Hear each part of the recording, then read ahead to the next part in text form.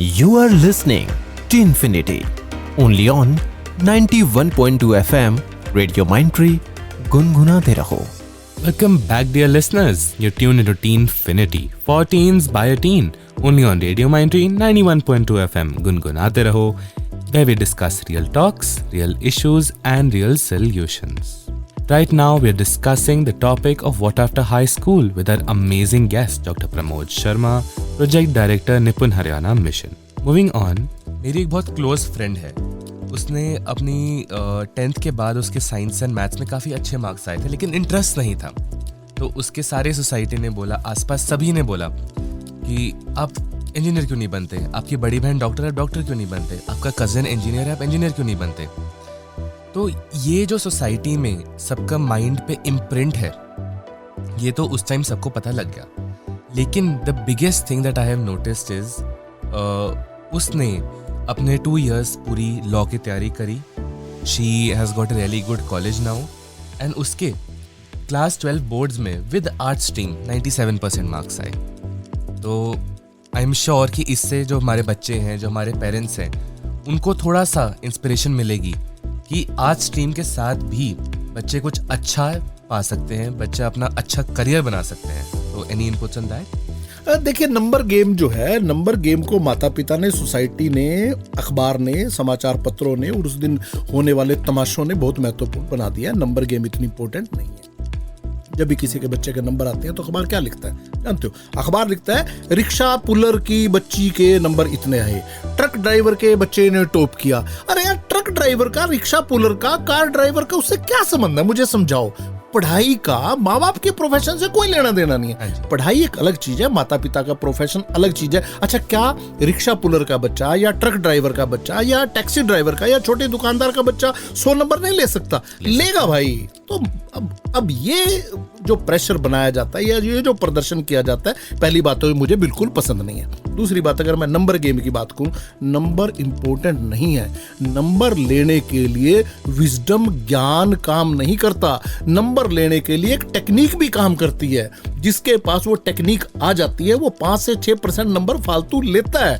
Presentation का एक skill है, क्वेश्चन को क्रैक करने का एक जो लिंक है, वो बहुत काम करता है. ज्ञान होना, विजडम होना, विजन होना, क्लैरिटी होना और 100/100 नंबर आना अलग अलग चीजें हैं. मैं ऐसे बहुत सारे बच्चों को जानता हूं, बहुत शानदार बच्चे हैं जिनका कॉन्सेप्ट को लेके इतनी स्पष्टता है, कॉन्सेप्चुअल क्लैरिटी इतनी शानदार है, जिनकी प्रोजेक्ट फॉर्मेशन बहुत शानदार है, जिनका प्रेजेंटेशन स्किल बहुत बढ़िया है, जिनका कम्युनिकेशन स्किल बहुत शानदार है. लेकिन उन बच्चों के पेपर के ऊपर, आंसर शीट के ऊपर और उनकी मार्क शीट के ऊपर जो नंबर आते हैं वो 90 के रेंज में रहते हैं. इसका मतलब ये नहीं है कि जिस बच्चे ने 100 से 100 नंबर लिए हैं वो बच्चा बहुत बढ़िया. नहीं, मैं कुछ एक लोगों को कोट करना चाहूँगा.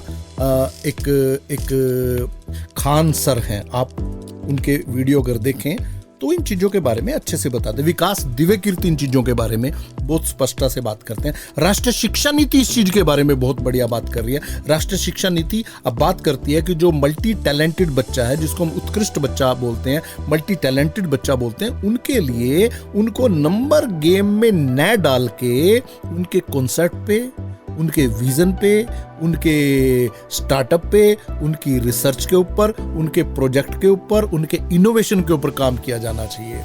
मुझे नहीं लगता कि आइंस्टाइन साहब के कभी 100/100 नंबर आए होंगे, बिल्कुल नहीं. मुझे बिल्कुल अच्छे से पता है कि थॉमस एडिसन साहब के कभी भी 100/100 नंबर नहीं आए. मुझे पता है कि निकोला टेस्ला के कभी भी 100/100 नंबर नहीं आए.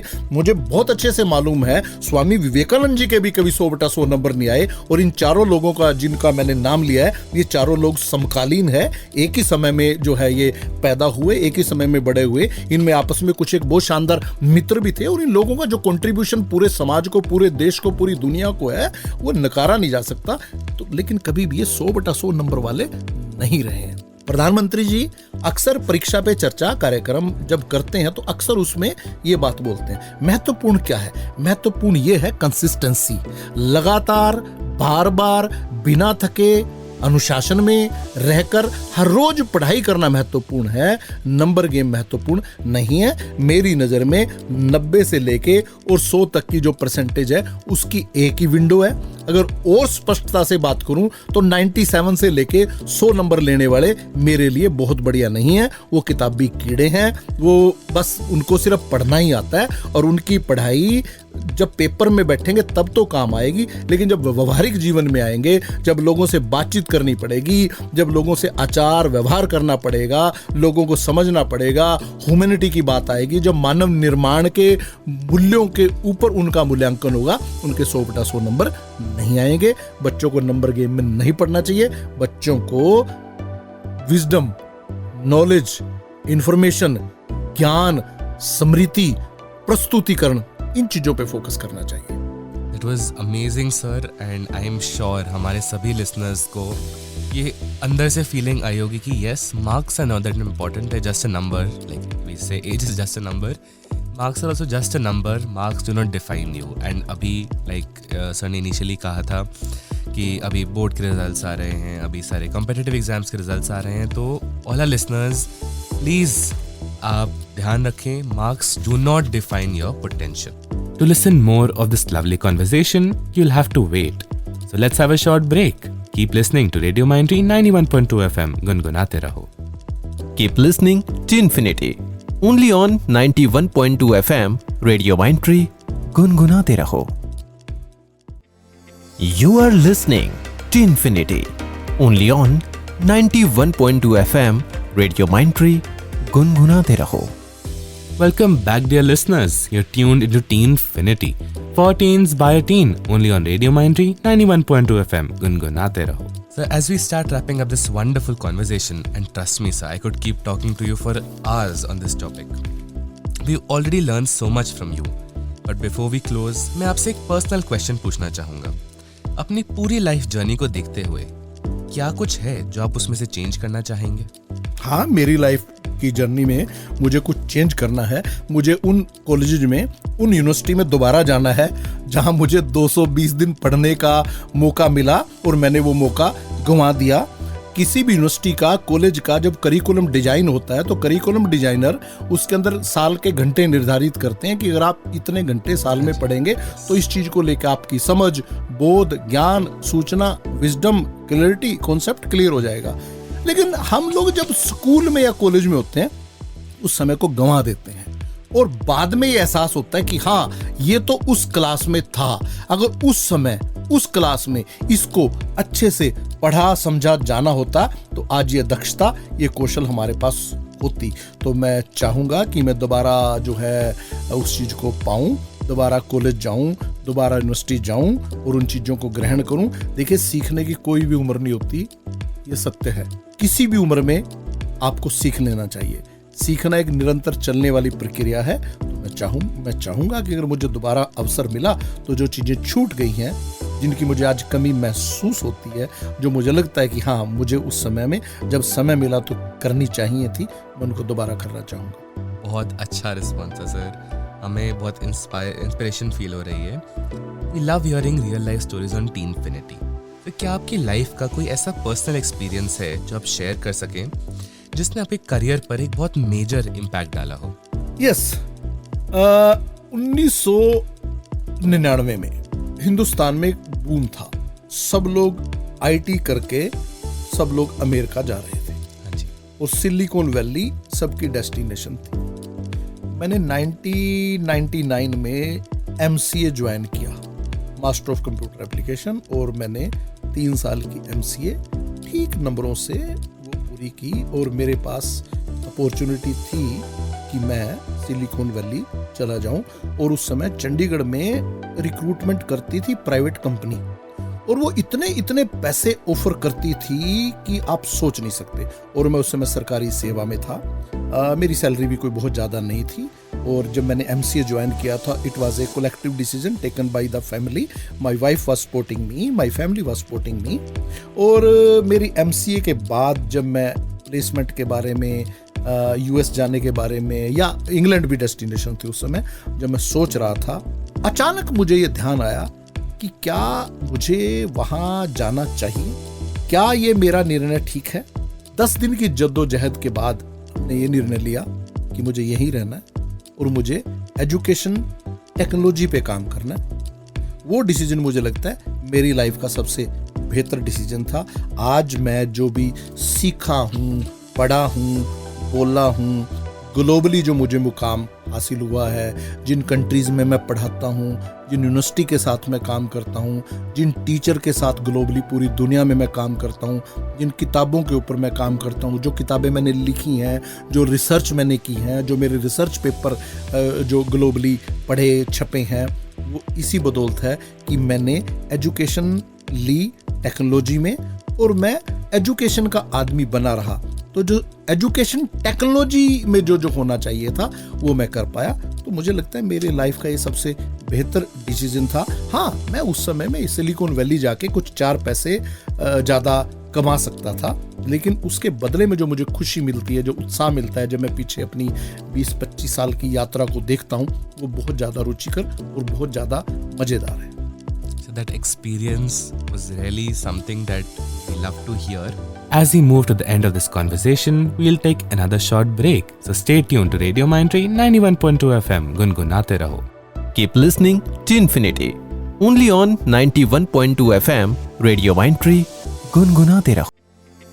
You are listening to Infinity. Only on 91.2 FM, Radio Mindtree, गुनगुनाते रहो. Welcome back, dear listeners. You're tuned into Teenfinity. For teens by a teen, only on Radio Mindtree 91.2 FM. गुनगुनाते रहो. Right now, we're just culminating a conversation with Dr. Pramod Sharma. To end on a powerful note, sir, अगर आप आज के teenagers को कुछ advice देना चाहें, तो वो मैसेज क्या होगा जो उनके लिए सबसे ज्यादा वैल्यूएबल हो सकता है? ओके, देखिए 3-4 चीजें मैं बच्चों के साथ साझी करना चाहूँगा जो बहुत महत्वपूर्ण मुझे लगती हैं, जो मुझे लगता है कि बच्चों को इसके बारे में सोचना चाहिए, बातचीत करनी चाहिए, डॉक्यूमेंट करना चाहिए, एनालाइज करना चाहिए, माँ बाप के साथ, दोस्तों के साथ शेयर करनी चाहिए और कुछ अपने निर्णय इनके आधार पे लेना चाहिए।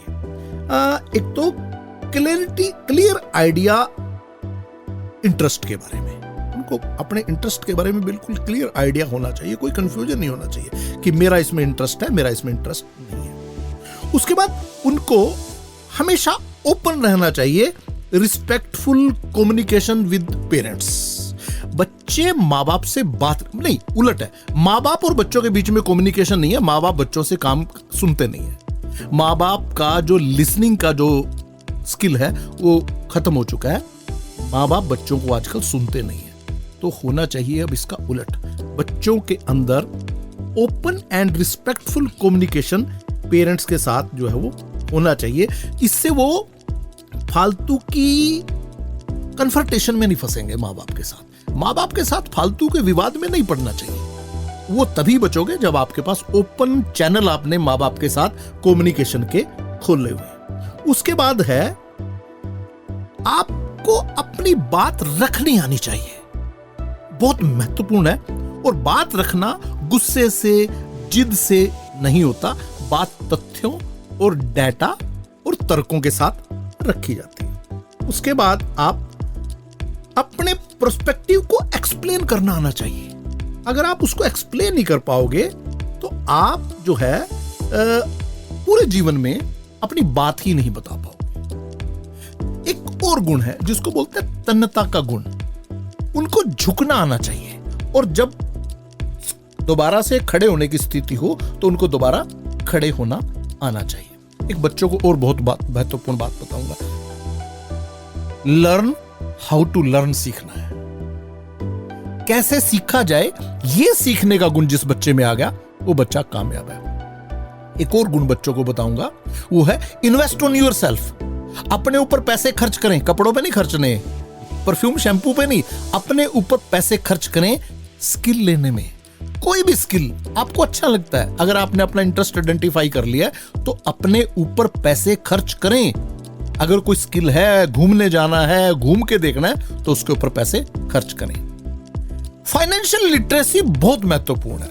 हम लोग आपसे बड़े हैं बच्चों, हम लोग बहुत पिछड़ गए हैं। मैं चाहता हूं कि बच्चे फाइनेंशियल लिटरेसी को समझें, जानें, इन्वेस्ट करें। अगर आपके पास 100 रुपए भी हैं तो 100 रुपया कैसे इन्वेस्ट करना है ये सीखें। आपको फाइनेंशियल लिटरेसी होनी चाहिए।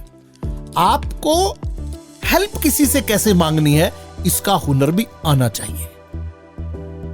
आपको ये कम्युनिकेशन स्किल का पार्ट है। हाउ टू सीक हेल्प, ये आपको गुण जो है आपको आना चाहिए। तो ये कुछ एक चीजें हैं जो मैं चाहूंगा कि आप जो है इन चीजों को समझें, जानें। माँ बाप और परिवार से बढ़ के कुछ भी नहीं है। आपके जीवन में अगर सबसे महत्वपूर्ण लोग हैं तो आपके माँ बाप और आपका परिवार हैं। परिवार के साथ, माँ बाप के साथ इतनी मजबूती के साथ जुड़े रहें ताकि आपके ऊपर पड़ने वाली किसी भी मुसीबत का माँ बाप को समय से पहले पता लग जाए। ये चीजें बहुत महत्वपूर्ण है। अपने सेहत को बनाए रखें, मानसिक स्वास्थ्य को, शारीरिक स्वास्थ्य को बनाए रखें और एक गुड सिटीजन बने, एक अच्छे भारतीय नागरिक बने। Thank you. Thank you for that lovely advice, sir. I'm sure all our teenagers would understand that skill is the gold for today's society. And just like that, we've come to the end of an empowering episode of Teenfinity, for teens by a teen.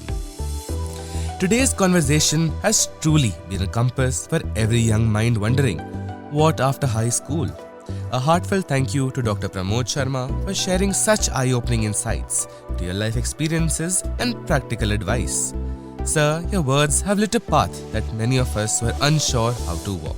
To all our teen listeners out there, remember, your journey is unique. Don't be afraid to ask questions, explore, and most importantly, listen to your own voice in a world full of noise.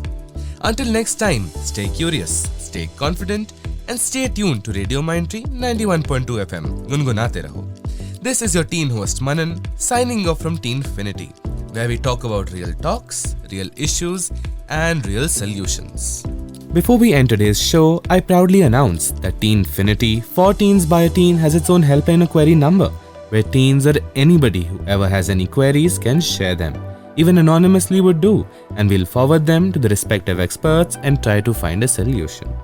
The number is 9996781018. 9996781018.